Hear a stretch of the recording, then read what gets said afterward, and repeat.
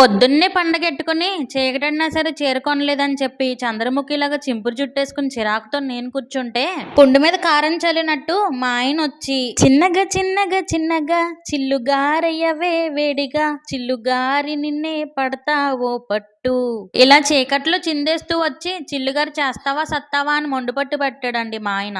ఆయనకు వచ్చిన క్రేవింగ్స్ ని నా కంటెంట్ కోసం కాదని లేక పొద్దున్నే లేచి పండగ పనులన్నీ పంచుకుని మిడ్ నైట్ అంతా నానబెట్టిన మినపప్పుని గ్రైండర్ లో గట్టిగా గార్లు పిండి రుబ్బి చూపుడు వేలుతో చిల్లెట్టి చిల్లుగారిని చేసి కళ్ళు తాగిన కోతిలాగా చిటపట్లాడే నూనెలో చిల్లుగారిని చిందేయించామండి. చికెన్ కి ఛాన్స్ లేదు కాబట్టి చట్నీతో చట్టపట్టాలు వేసుకుని చిన్న ముక్క కూడా మిగిల్చకుండా చిల్లుగారిని లాగించేసామండోయ్. మీ ఇంట్లో కూడా ఉన్నారా? పండక్కి పట్టు చీర కొనివ్వరు గాని పిండి వంటలకు మాత్రం పరిగెట్టుకుని వచ్చేవాళ్ళు.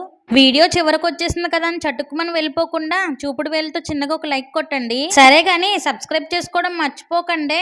ఉంటాను.